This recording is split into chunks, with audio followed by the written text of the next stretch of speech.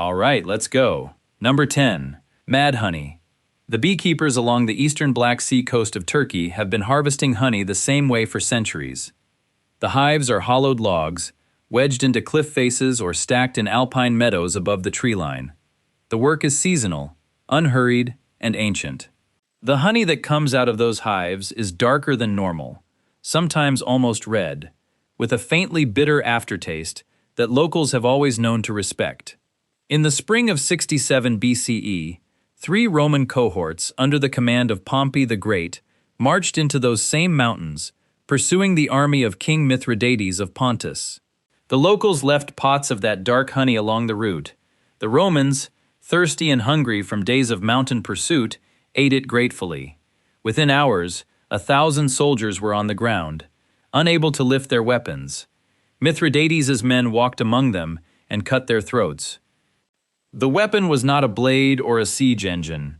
It was nectar, Rhododendron ponticum, a flowering shrub that dominates the eastern Black Sea highlands, produces nectar laced with a compound called greyanotoxin. Bees collect it the same way they collect any nectar. They carry it back to the hive, process it, and store it in the comb. The greyanotoxin survives every step. It concentrates as the honey thickens. When a human consumes it, the compound locks open the sodium channels in cardiac and nerve tissue. The heart does not stop. It forgets how to keep rhythm. A resting heart beats 60 to 100 times per minute. Patients admitted to hospitals after consuming this honey have recorded heart rates below 40. Some dropped below 30. At 30 beats per minute, the heart is not sustaining consciousness. It is negotiating with death. The amount of honey needed to reach that threshold is roughly 2 to 3 tablespoons. A single generous spoonful eaten from a roadside pot on a hot day. The Heptacoma tribesmen weaponized a regional phenomenon that had been known along the Black Sea for centuries. Their ambush of Pompey's cohorts was a calculated act of local guerrilla warfare. The ambush of Pompey's soldiers was a calculated act of asymmetric warfare. The honey pots were placed along the Roman line of march the way mines would be laid along a road. The soldiers were foraging, as all armies did, and the gift they found was indistinguishable from the harmless honey they had eaten 100 times before. A bioweapon disguised as generosity. The Trojan horse was wood. This one was sweet. The corridor of danger is remarkably narrow. Rhododendron ponticum dominates a specific altitude band along the eastern Black Sea coast, roughly between sea level and 2,000 meters, in a strip no more than a few hundred kilometers long. Outside this band, the plant thins and the honey normalizes. The geography of the threat is precise enough to map. A traveler passing through these mountains could move from safe honey to lethal honey and back again within a single day's walk. That specificity is what made it so effective as a weapon. The Romans did not know they had entered a pharmacological zone. There were no markers, there were no warnings. There was only honey, and it looked the same everywhere. 3 centuries before Mithridates, a Greek mercenary commander named Xenophon led 10,000 soldiers through the same mountains. In his account, the Anabasis, written around 370 BCE, he described his men collapsing after eating foraged honey along the route.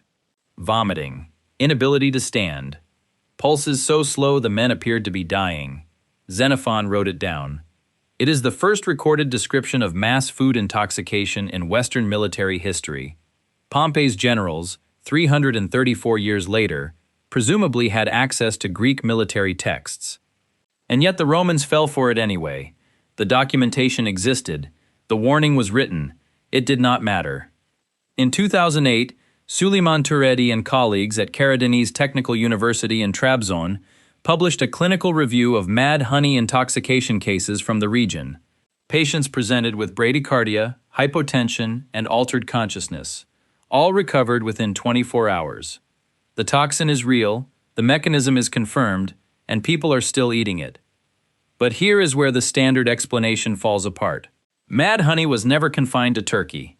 Greyanotoxin-producing rhododendron species grow across the Himalayas, in the highlands of Nepal, in parts of Japan and the Pacific Northwest. Reports of honey-induced delirium appear in Chinese, Japanese, and Nepalese sources spanning centuries.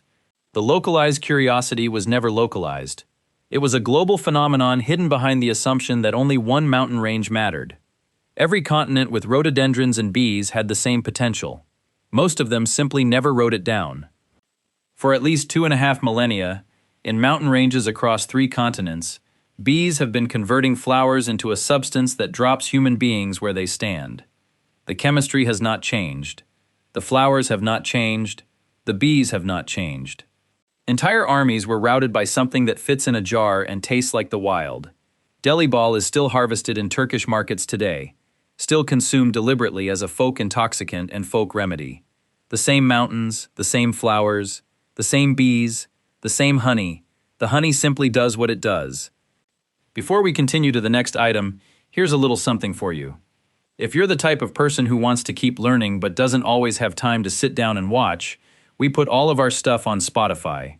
That way your drive becomes a history lesson, your evening walk becomes a trip through the dark ages. Even falling asleep becomes something worthwhile.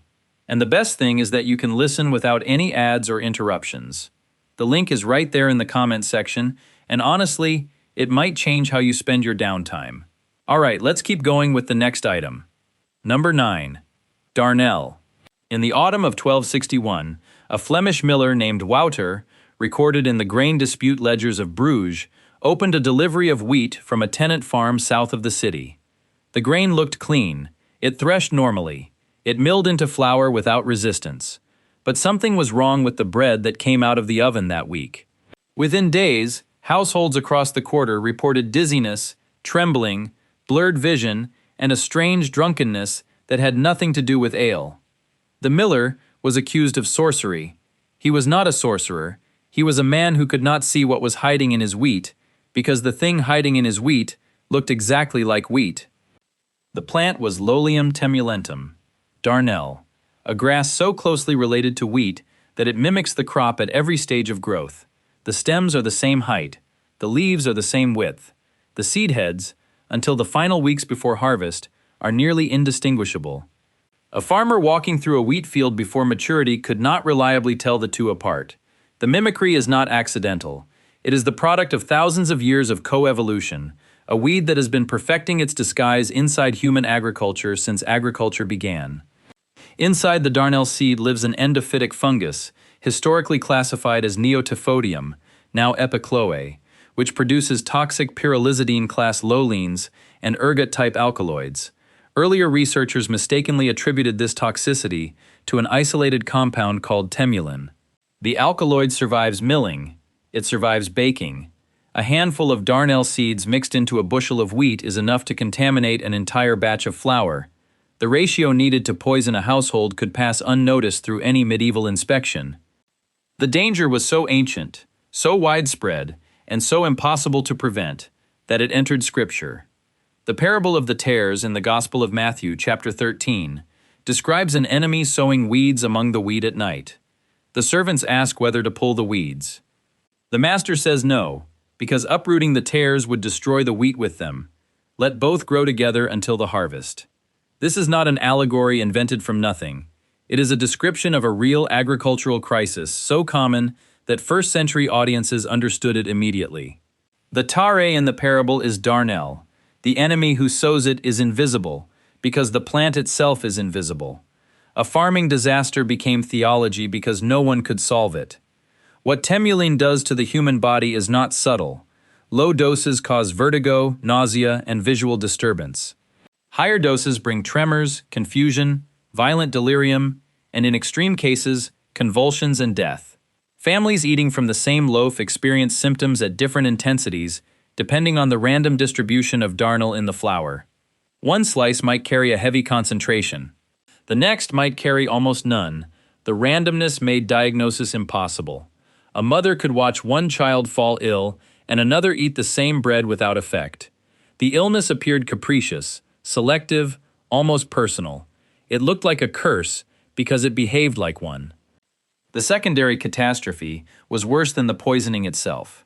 Communities that suspected their grain turned to the only explanations available: witchcraft, demonic contamination, punishment from God. Fields were burned on suspicion, entire harvests destroyed. In a subsistence economy where a single failed harvest meant starvation, the fear of darnel created famine faster than the darnel itself. The cure was worse than the disease because no one could identify the disease. The enemy in the wheat field was also the enemy in the mind. A 2014 study by researchers at the Leibniz Institute of Plant Genetics and Crop Plant Research in Gattersleben, Germany, confirmed that Neotyphodium endophyte colonization in Darnel is nearly universal, and that temulin production is a stable feature of the symbiosis. The alkaloid is not a rare byproduct, it is the point. But here is where the standard explanation falls apart. Darnel was not an occasional contaminant. It was a coevolutionary parasite that had been refining its mimicry of wheat for millennia. The resemblance was not coincidence. It was survival strategy. Some botanists have argued that Darnel cannot exist without wheat, that the weed's entire evolutionary trajectory is locked to human agriculture. The plant did not wander into the food supply. The food supply was its habitat. It evolved to be invisible inside the one crop humans could not abandon. For as long as humans have grown wheat, something has been growing alongside it that looks identical and poisons those who eat it. The mimicry is so precise that first-century scripture had to warn people it existed. The plant was never eradicated. Industrial grain processing made it unnecessary to worry about. But the plant itself has not changed. It is still waiting in the field, indistinguishable from the crop, doing what it was evolved to do. Number 8. Bitter almonds. The lethal dose of hydrogen cyanide for an adult human is roughly 1 to 3 milligrams per kilogram of body weight. For an average person, that is somewhere between 70 and 200 milligrams. A single bitter almond contains approximately 4 to 9 milligrams of hydrogen cyanide, released from roughly 40 to 90 milligrams of amygdalin upon chewing and digestion. Somewhere between 10 and 30 raw bitter almonds, eaten in a single sitting, can be lethal to an adult. The number is small enough to fit in a cupped hand, and for most of the medieval period, the only method of distinguishing a bitter almond from a sweet almond was to eat one and wait. The two varieties are nearly identical.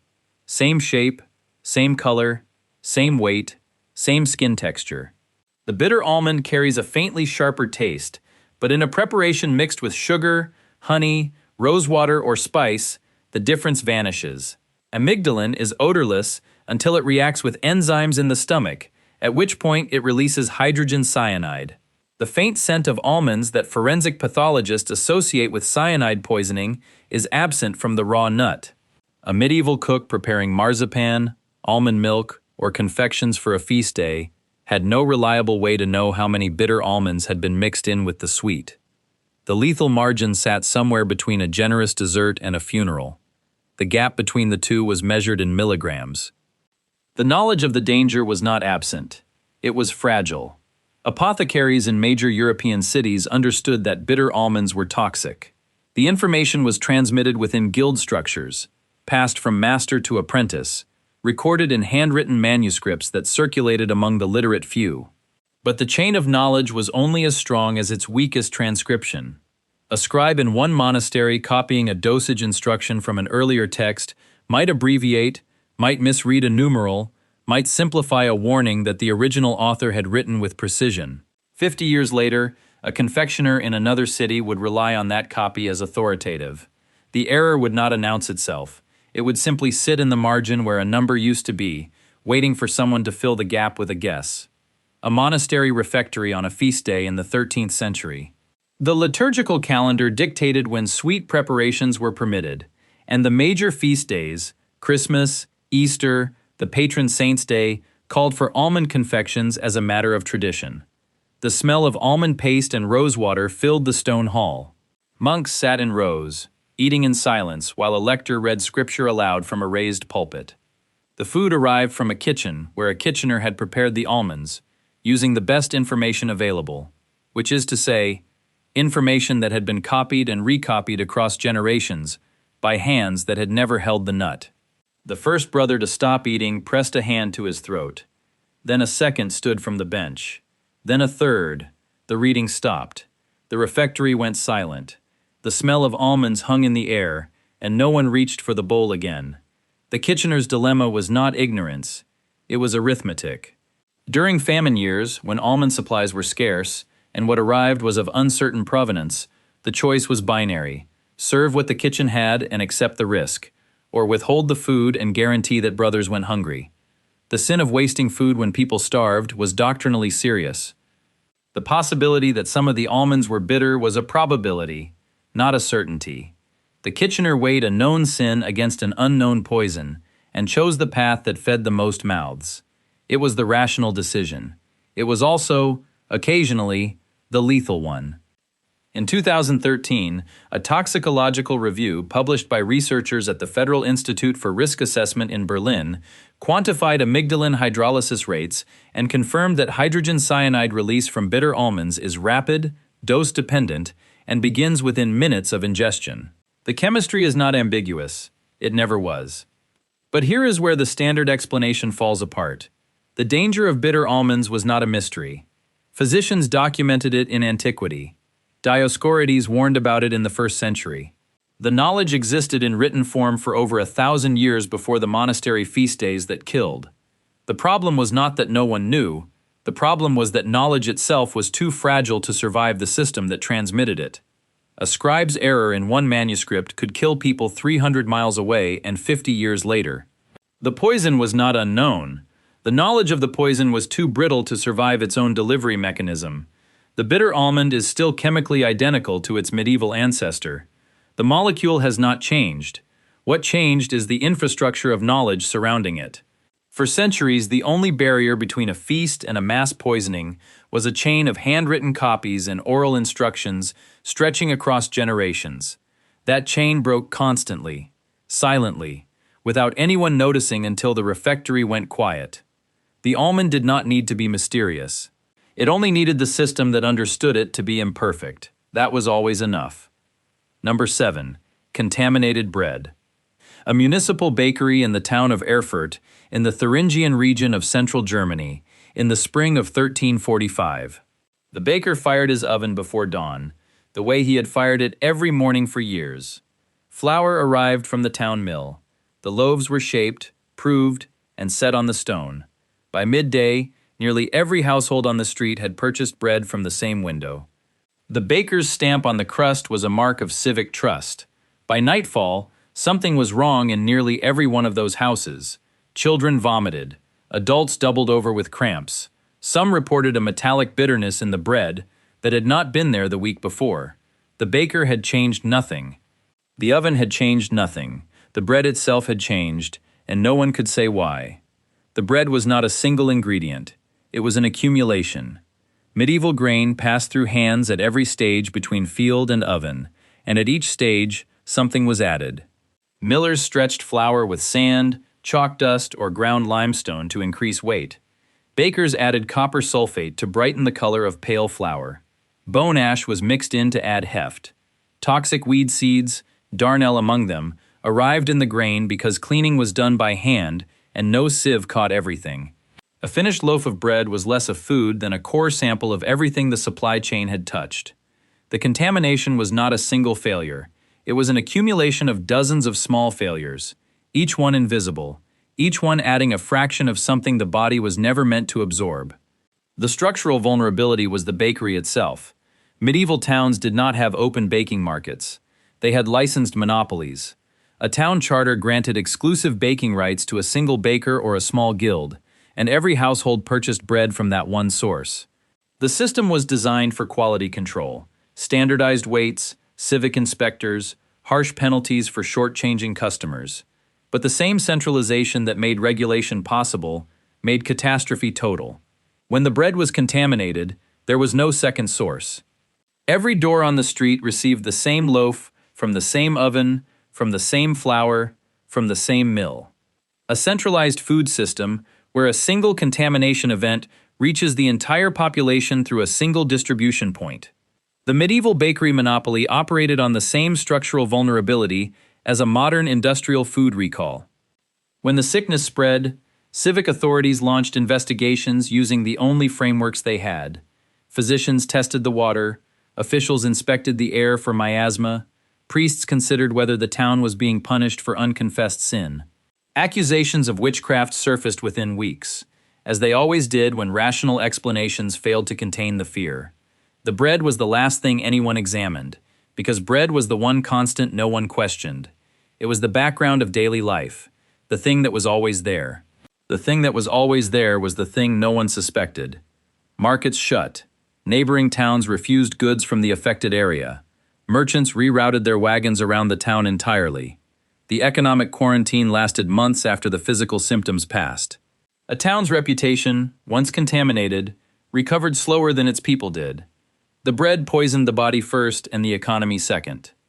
In 1951, in the town of Pont-Saint-Esprit in southern France, over 200 people were hospitalized after eating bread from a local bakery.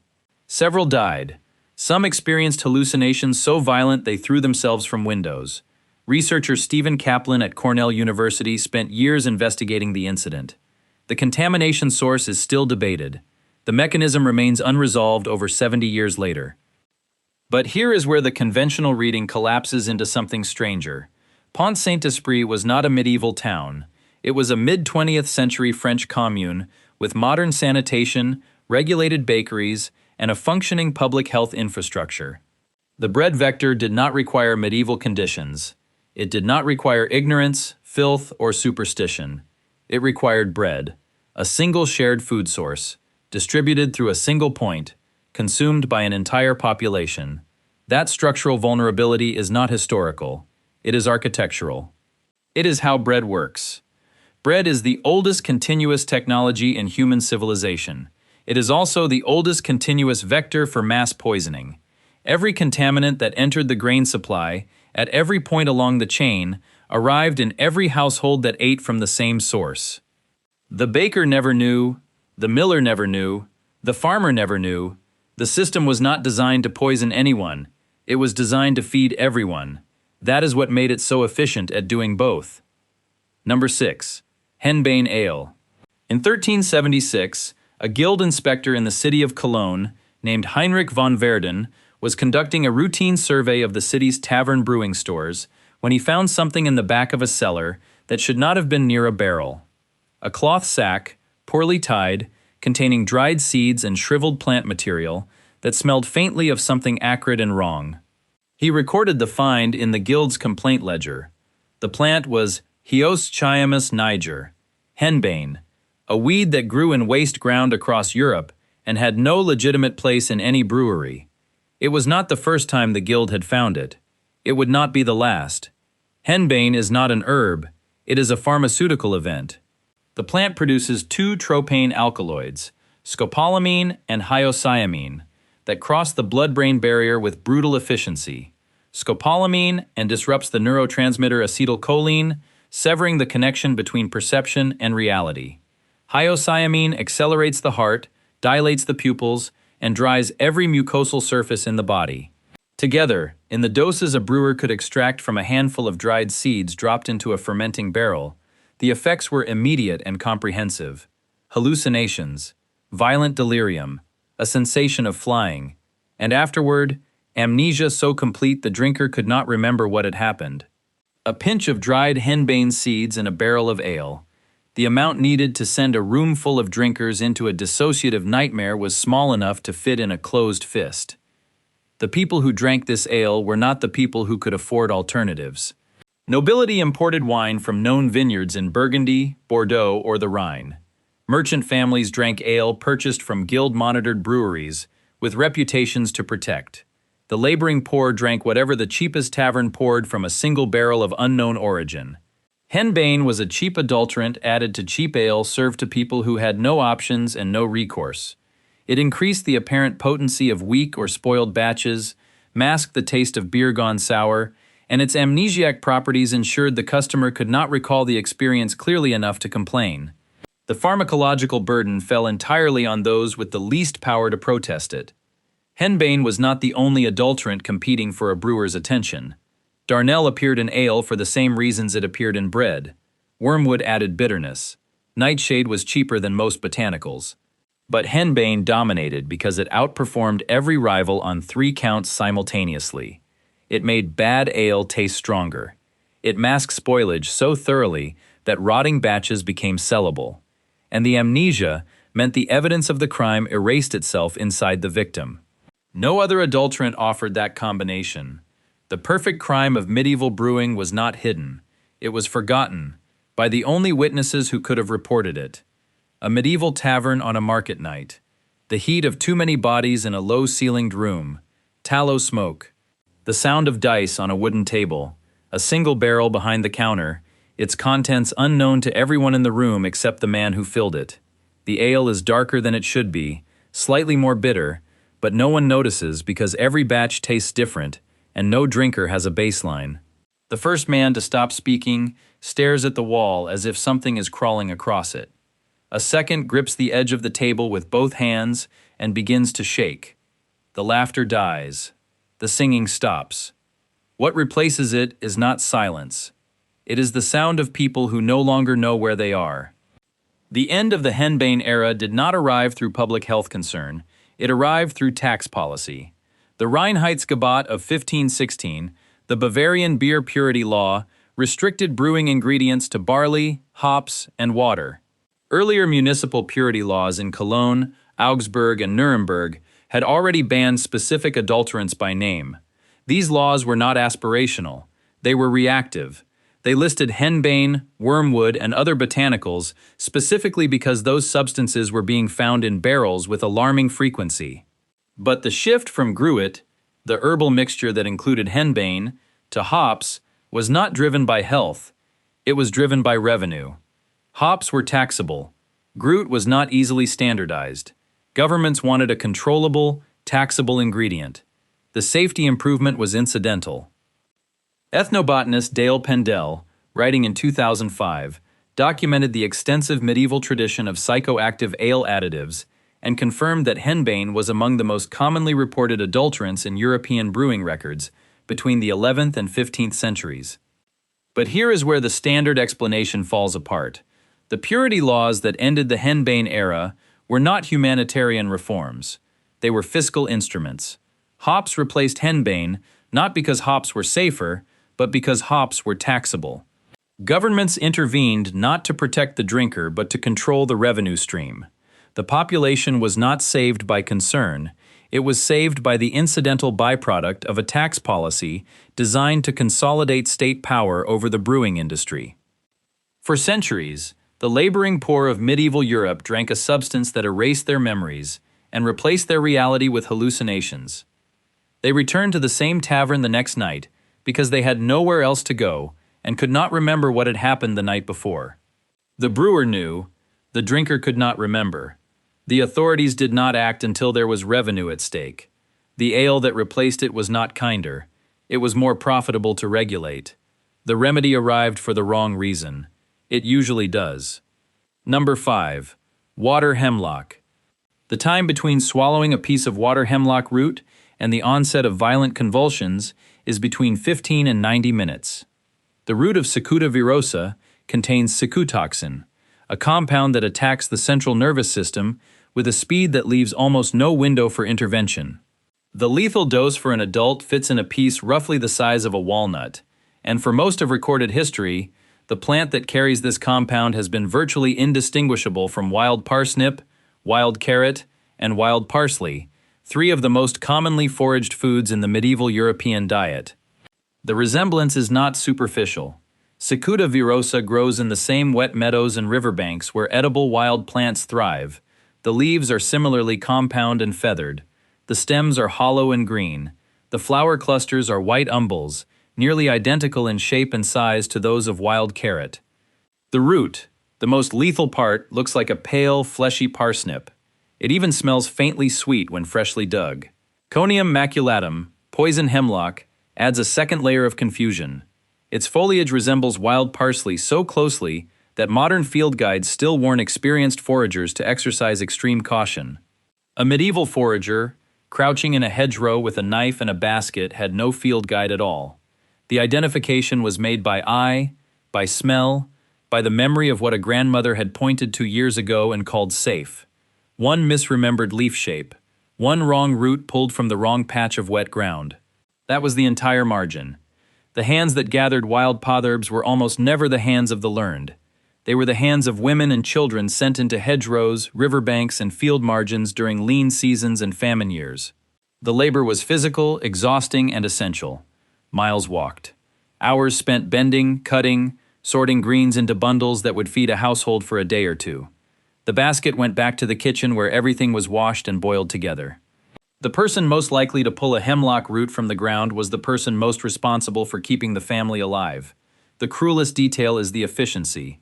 A single misidentified root, dropped into a pot of otherwise safe greens, could poison the entire household from a single meal. Unlike water hemlock, which kills rapidly through mycotoxin-induced violent convulsions and status epilepticus, poison hemlock, Conium maculatum, contains coneine and kills through progressive ascending flaccid paralysis. The first symptom is numbness in the extremities. The tingling moves upward through the legs, the torso, the arms. Respiratory muscles fail progressively. The diaphragm stops contracting. Breathing ceases. And through the entire process, from the first numbness to the last breath, consciousness is maintained. The victim is aware. They feel the paralysis climbing. They understand what is happening. They cannot speak, they cannot move, they cannot call out, and they do not lose awareness until the oxygen deprivation finally ends it. Socrates' execution by hemlock in 399 BCE was described by Plato in the Phaedo with clinical detail that matches modern toxicology precisely. The progression Plato recorded: numbness beginning in the feet and moving upward, paralysis of the legs, then the abdomen, then the chest, is exactly what a 21st century poison control manual would describe. Medieval physicians had access to Plato. The description was available for over 1,000 years, and yet hemlock poisonings from misidentified plants continued, century after century, because knowing what the poison does is useless if the person gathering dinner cannot tell the poison from the parsnip. The only identification tools available were herbals, hand-copied manuscripts containing botanical illustrations and written descriptions of plants. A monk in one monastery might draw a hemlock leaf from a living specimen with reasonable accuracy. A scribe in another monastery, decades later, would copy the illustration without ever seeing the plant. A third scribe would copy the copy. With each generation, the drawing drifted further from reality. Lines simplified. Distinguishing features softened or vanished.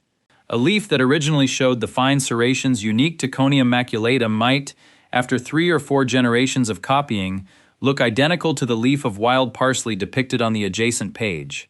The authoritative botanical reference for an entire region could be a drawing that no longer resembled the plant it was supposed to identify. The knowledge existed. Its vessel was too fragile to carry it intact. In 2012, a review published by researchers at the National Poison Information Centre in Dublin confirmed that Cicuta virosa and Conium maculatum remain among the most commonly misidentified toxic plants in Europe. Poisoning cases from foraging misidentification are reported annually. But here is where the standard explanation falls apart. Poison hemlock is not a relic of the medieval countryside. It is currently one of the most widespread toxic plants in North America and Western Europe.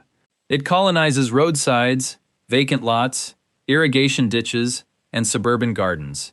In 2022, a family in the United States was hospitalized after confusing poison hemlock with wild parsnip during a recreational foraging trip. The medieval problem was never solved. The plant was never eradicated. The human eye was never improved. The only thing that changed is how often people need to forage, and that variable is not permanent. It is contingent on the grocery store staying open. The hemlock stands at the edge of the field where it has always stood. It looks like parsley. It looks like carrot. It looks like dinner. No accumulation of knowledge has eliminated the danger, because the danger is not in the knowledge, it is in the resemblance. The plant evolved to look like food. The distance between a modern forager and a medieval death is not centuries, it is one bad harvest. Number 4. Fava beans. A kitchen in a village on the southern coast of Sardinia, in the late spring, sometime in the 13th century. The fava harvest had come in the way it always came in, heavy and green, filling baskets stacked along the walls of stone houses. A mother shelled the beans into a clay pot, covered them with water, and set them over the fire. The meal was the same meal the village had eaten every spring for generations. Her children ate. Within hours, one of them began to change color. The urine darkened to the shade of black tea. The whites of the eyes turned yellow. The skin followed. The child was not ill with fever or infection. The child's body was destroying itself from the inside, and the trigger was sitting in the pot on the stove. The prohibition is older than the diagnosis. In the 6th century BCE, the philosopher Pythagoras forbade his followers from eating fava beans. The ban was absolute, unexplained, and treated by later scholars as one of the great eccentricities of ancient philosophy. Theories accumulated across centuries. The beans caused flatulence, and Pythagoras valued spiritual purity. The beans resembled human organs and carried the souls of the dead. The beans interfered with dreams. None of the theories resolved the prohibition because none of them could access what Pythagoras may actually have observed. People around him, in the Mediterranean world where fava beans were a staple, were getting sick after eating them. Some were dying. He could not name the mechanism. He had no framework for enzymes, for hemolysis, for inherited metabolic deficiency. So he did the only thing available to a man with authority and no vocabulary. He made a rule. The rule was correct. It took 25 centuries to explain why. The mechanism is glucose 6-phosphate dehydrogenase deficiency. G6PD is an enzyme that protects red blood cells from oxidative damage. When the enzyme is absent or insufficient, compounds called vicine and convicine, found in high concentrations in fava beans, trigger a cascade of oxidative stress that the red blood cells cannot survive. The cells rupture. Hemoglobin floods the bloodstream. The kidneys struggle to filter the debris. Urine turns dark. Jaundice sets in. In severe cases, the hemolytic crisis leads to organ failure and death. The process is called favism, and it is triggered not by a toxin in the food, but by a vulnerability in the body. The plate of fava beans on the table is harmless to most people. To someone carrying the deficiency, it is a detonation. The enzyme deficiency is not rare. Approximately 400 million people alive today carry it. It is the most common enzyme deficiency in the human species. The scale of the vulnerability is not a footnote. It is enormous. The geography of the deficiency is not random. G6PD deficiency prevalence is highest in the Mediterranean basin, sub-Saharan Africa, the Middle East, and Southeast Asia. These are exactly the regions where Plasmodium falciparum malaria was historically most lethal. The overlap is not coincidence. G6PD deficiency confers partial resistance to malaria. Red blood cells that are deficient in the enzyme create a hostile environment for the malaria parasite, reducing its ability to replicate. Evolution, over thousands of years, selected for the deficiency in populations under intense malarial pressure. The people most likely to survive malaria were the people most vulnerable to fava beans. The fava bean, meanwhile, was a staple crop in exactly the regions where the genetic adaptation was most concentrated. The food grew where the people who could not safely eat it lived. Spring in a Mediterranean village. The first fresh favas of the season. Families gathered for a meal that marked the turning of the agricultural calendar. And every spring, the same terrible lottery. Some children sickened. Others ate the same beans from the same pot and suffered nothing. Mothers watched the pattern year after year without understanding why it selected certain children and spared others. The illness appeared to choose. It struck one sibling and ignored another. It returned to the same families across generations. The grief was compounded by the randomness, or what appeared to be randomness. Infant mortality was attributed to the season, to weak constitutions, to the will of God. No one could see the gene. No one could see the enzyme. No one could see the red blood cells rupturing inside a child who looked healthy an hour before the meal. In 1956, the biochemist Alving and colleagues at the University of Chicago formally identified G6PD deficiency as the cause of drug-induced hemolytic anemia.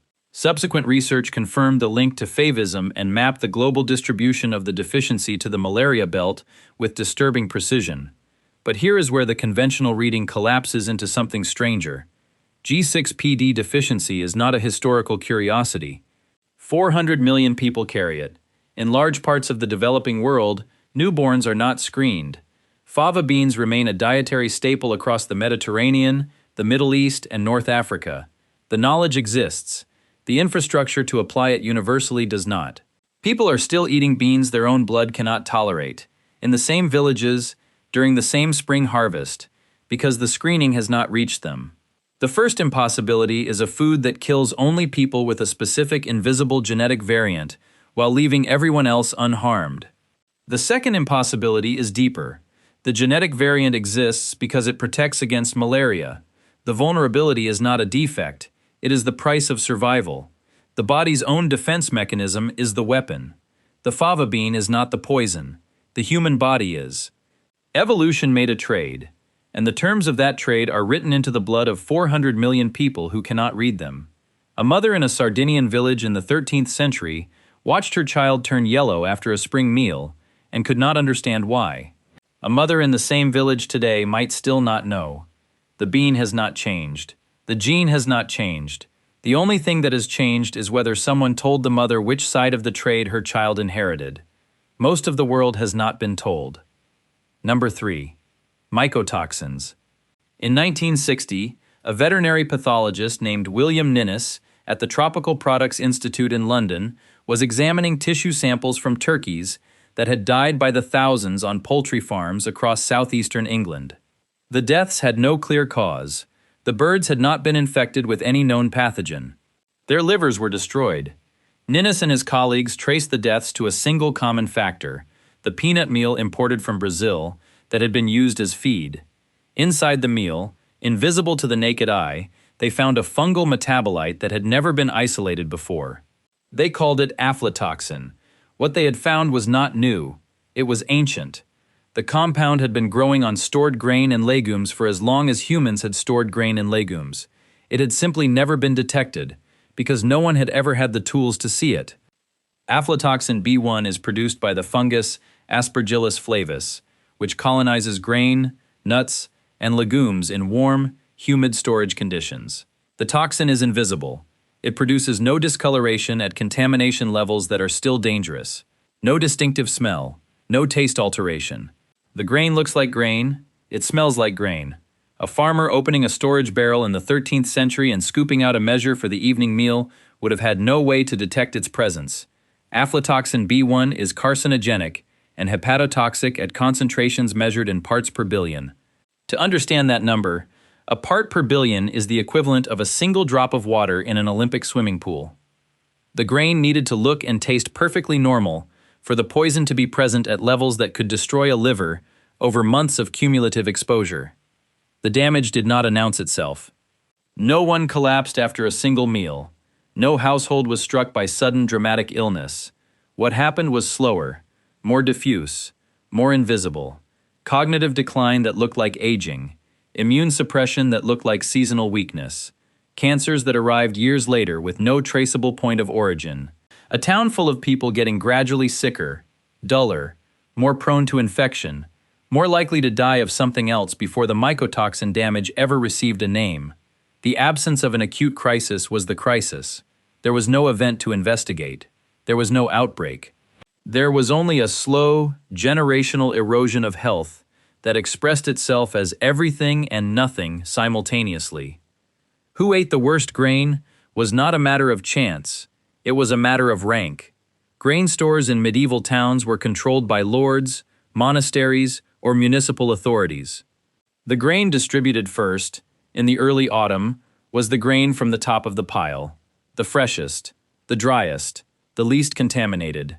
The grain distributed last, at the end of winter, when stores ran low and the spring harvest was still weeks away, came from the bottom, the dampest layer, the most compacted, the most heavily colonized by Aspergillus and Penicillium and Fusarium, the three genera most responsible for aflatoxin, ochratoxin, and fumonisin respectively.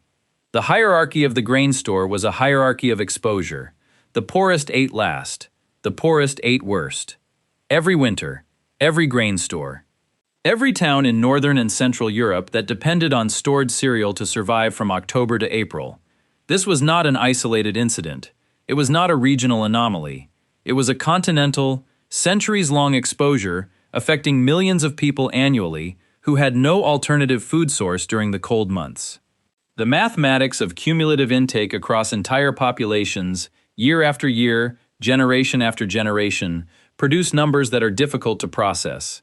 Imagine every person in a city the size of medieval Paris, roughly 200,000 people, consuming small doses of a liver-destroying compound with every meal from November through March, for their entire lives. Then imagine that happening in every comparable city in Europe, simultaneously, for 500 years. The storage master knew, not by name, not by chemistry, but the man responsible for the grain knew the bottom of the barrel was worse. The grain was darker, damper, sometimes faintly musty.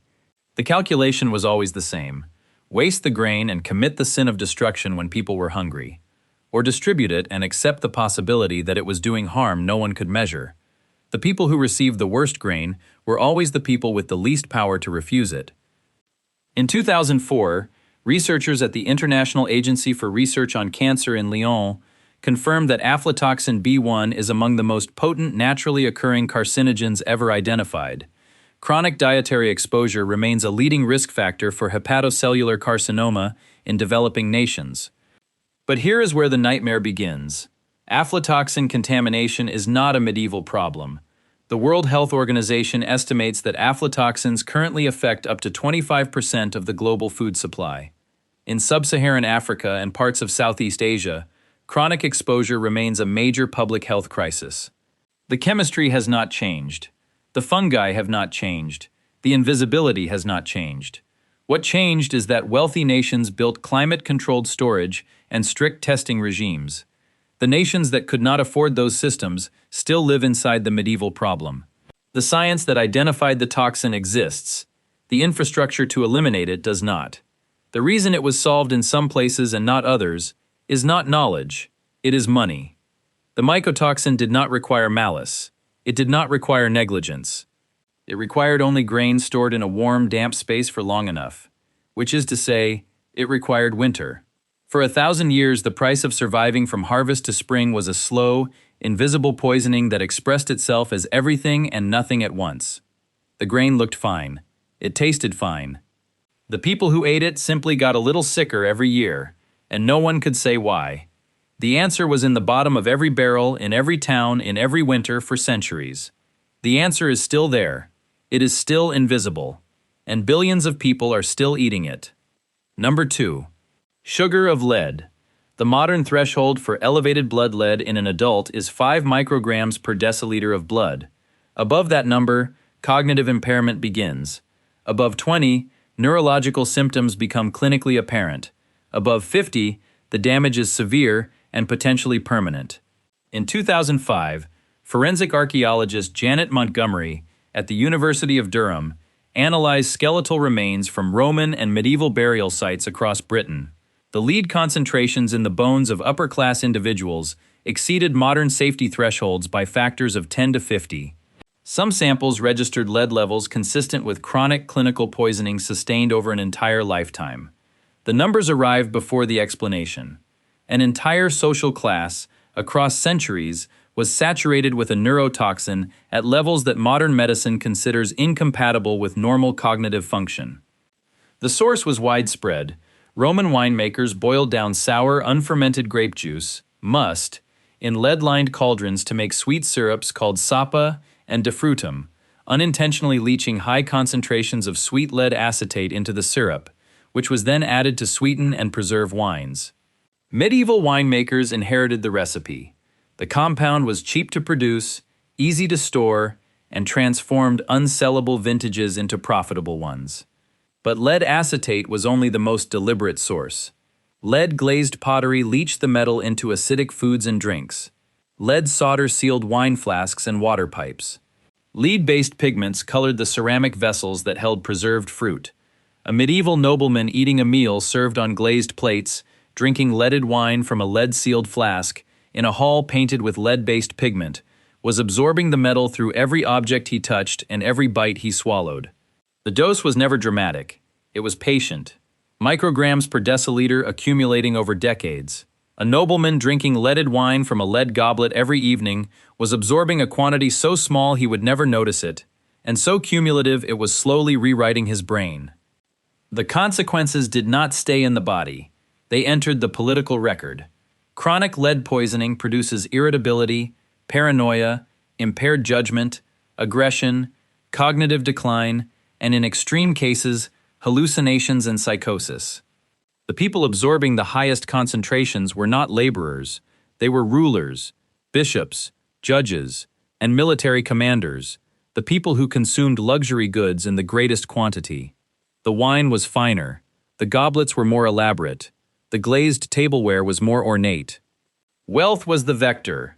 The decisions that shaped nations, launched wars, negotiated treaties, and determined succession were made by minds operating under sustained neurological impairment. The political history of medieval Europe was not authored by clear-headed strategists. It was authored by lead. The inheritance was Roman. Lead plumbing spread across Europe along Roman infrastructure. The Latin word for lead is plumbum, from which the English word plumbing derives. Medieval cities built on Roman foundations inherited Roman lead.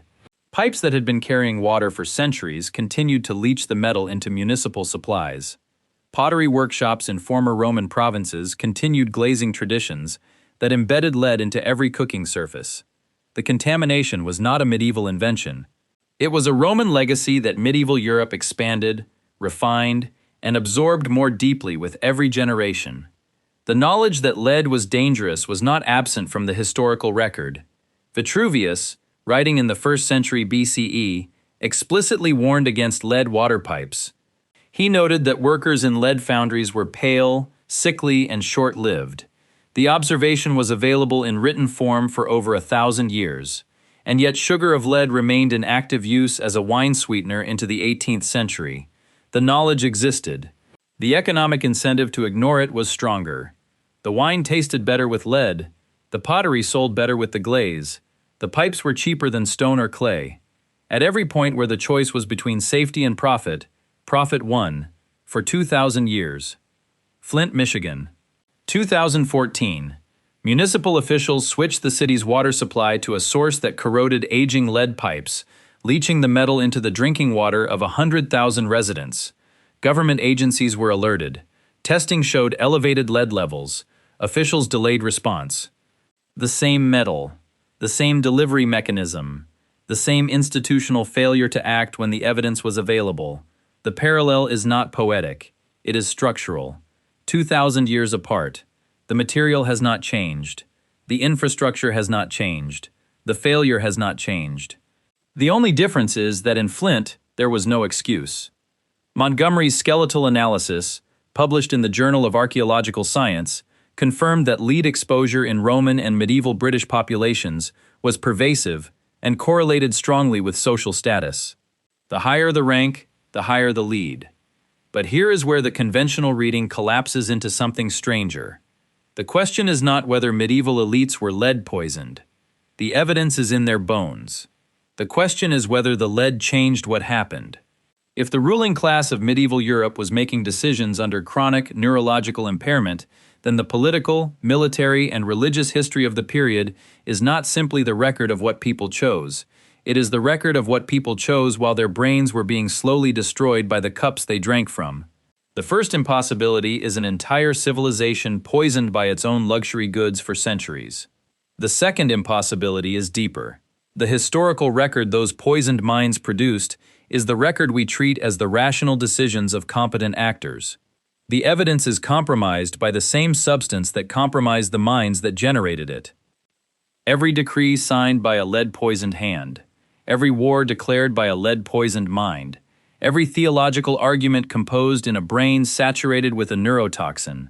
We read those decisions as the choices of rational actors operating in difficult circumstances. We do not read them as the outputs of impaired cognition, because we cannot separate the lead from the decision. The metal is in the bones. It is in the ink. It is in the walls of every palace and cathedral built by hands that were shaking for reasons no one understood. The history is the lead. The lead is the history. The two cannot be untangled. Number 1. Ergot, a village bakery in the Limousin region of central France, in the autumn of 994. The rye harvest had been brought in late, after weeks of cool rain that left the stalks damp and heavy. The baker's wife ground the grain the way she ground it every year. The flour was grayish, which was normal for rye. The loaves were dense, which was normal for rye. The bread went out to the village the way it always did. Within a week, the village was no longer recognizable. Two forms of the same disease. Convulsive ergotism struck first in those whose bodies metabolized the alkaloids toward the nervous system. Hallucinations. Seizures that threw people to the ground without warning. Psychosis so complete that sufferers attacked their own families, believing them to be demons. The sensation of insects crawling under the skin, a symptom so specific to ergot that medieval physicians gave it its own name. Involuntary muscle contractions that twisted limbs into positions the body was never meant to hold. The second form, gangrenous ergotism, was slower and more visible. The alkaloids constricted blood vessels in the extremities until the tissue died. Fingers blackened, toes blackened.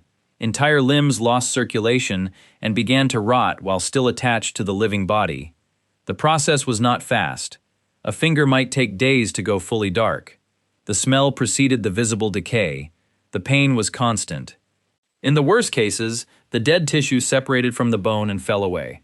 The concentration of ergot alkaloids needed to trigger these symptoms is measured in milligrams per kilogram of flour. A few dark kernels in a sack of rye, easy to overlook during milling. The margin between bread and madness was a handful of contaminated seeds. The church was the first institution to respond, not because it understood the cause, but because it saw the suffering. The Order of St. Anthony, founded in the late 11th century, built hospitals along pilgrimage routes specifically for ergotism sufferers.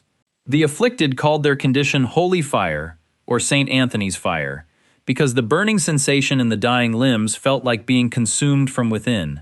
Pilgrims walked for days, sometimes weeks, on blackening feet, to reach a shrine where they believed the saint could intercede. The hospitals offered comfort but not cure. The monks who tended the sick did not know that the bread the patients had eaten at home was the cause, or that the bread served at the hospital, made from wheat rather than rye, was the cure. Recovery often followed arrival at the hospital. The monks attributed it to divine grace. The real explanation was a change in grain. Rye was the bread grain of the poor. Wheat grew best in warm, dry conditions and commanded higher prices. Rye tolerated the cold, wet soils of northern and central Europe where wheat struggled. The people who ate rye were the people who could not afford wheat. Claviceps purpurea, the fungus that produces ergot alkaloids, thrives in exactly the conditions that favor rye, cool temperatures and high humidity during the growing season. The class structure of medieval agriculture determined who ate ergot and who did not. Nobility ate wheat. The poor ate rye.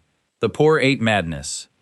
The economic divide was also a pharmacological divide, and it followed the same lines for 1,000 years. Salem, Massachusetts, 1692. 19 young women and girls in the village began exhibiting symptoms that their community interpreted as evidence of demonic possession. Convulsions, screaming, hallucinations, the sensation of being pinched, bitten, and crawled upon by invisible forces. The Salem witch trials followed. 20 people were executed. In 1976, behavioral psychologist Linda Caporael published a paper in the journal Science, proposing that the accuser's symptoms were consistent with convulsive ergotism. The rye harvest of 1691 in Salem village was grown in low-lying, marshy fields on the western side of the village, exactly the conditions that promote claviceps purpurea infection. The timing matched, the geography matched, the symptoms matched.